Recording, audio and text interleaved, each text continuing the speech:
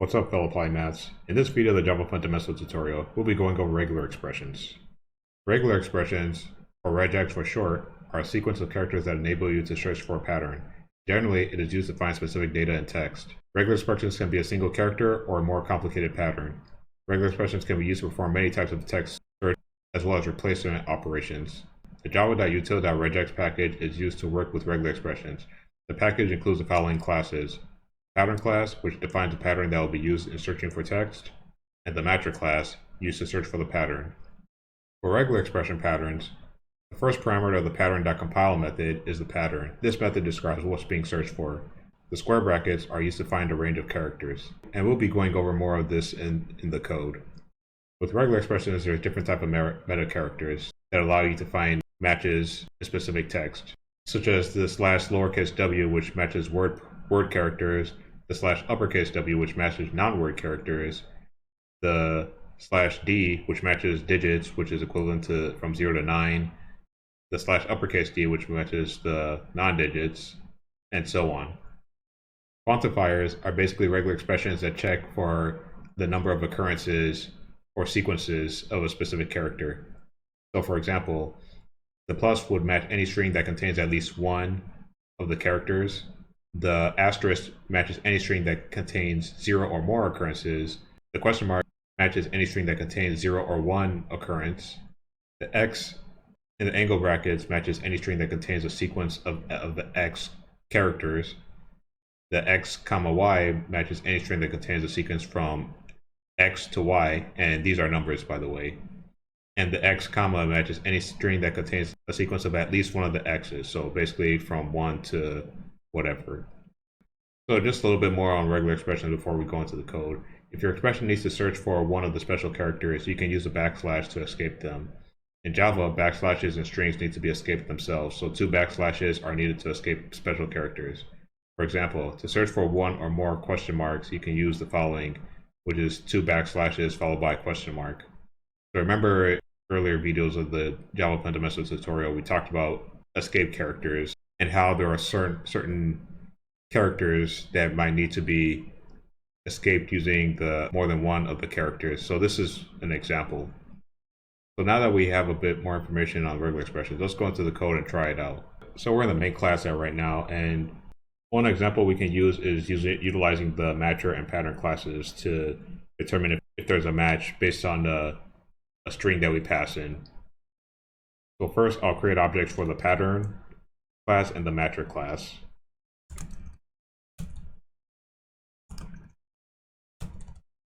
And then define a specific string that we want to find. All right, so I created 2 objects, one for the pattern and one for the matcher classes. I also created a string that we want to find in the matcher object. So what I'm going to do is create a boolean that will determine whether we found a match inside this matcher object.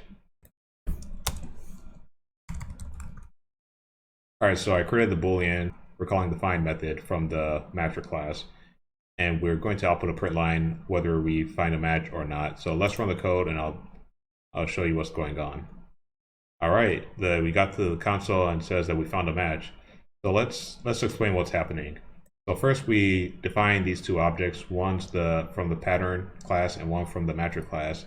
This pattern.compile is basically saying that I want to find this string polymathmind, and then the matcher object that we created is checking for that pattern object, that polymathmind, and seeing if it's defined in that string. You are watching tutorials on the polymathmind channel. Now we have a boolean that checks if we have found a pattern from the matcher object.find method, and this find method is basically a boolean that returns whether we found a match in this string. You are watching tutorials on the polymathmind channel. So if we did find a pattern, then it's going to output that we found a match, else it's going to output that we did not find a match. So what happens if I make a small change here in the polymathmind? So basically just make this lowercase and then run the code. All right, so we get the else response. Basically, we weren't able to find a match. So the reason for this is because, as you remember, Java is a case-sensitive language. So even though this polymathmind is also here, because Java is a case-sensitive language, it's going to treat them as different strings. So a way around this is that you can put that the pattern is case insensitive. So basically we just add another parameter to this compile method. So now that we added that case insensitive, we can run the code and then we should be able to get the match found. All right, so we ran the code and we did find a match. So basically it ignored the case sensitivity. So the next example we're going to do is try to determine whether we found a 10-digit phone number. All right, so I created a Boolean method that's called valid phone number, and this is a pretty simple phone number validation. So it only recognizes 10-digit numbers with hyphens in between with the two hyphens in between the numbers. So basically, what it does is it passes in a phone number, and then after that, it evaluates whether the number is valid. We're looking for 3 digits, then a hyphen, then 3 digits, then a hyphen, then 4 digits. Again, it doesn't search for every single type of phone number, but for these purposes, we're just trying out regular expressions. All right, so here in the main method, I created a variable that contains a number, and in that number, I'm calling in the valid phone number method that we created, and we're passing in that phone number. And then after that, we're going to print line the result, and then after see what happens. So let's run the code and see our result. All right, so we get the valid phone number result equal to true. Let me explain what's going on, just so you have an understanding of how our regular expressions can work. All right, so here in the valid phone number method, this is a Boolean method that determines whether the phone number is valid.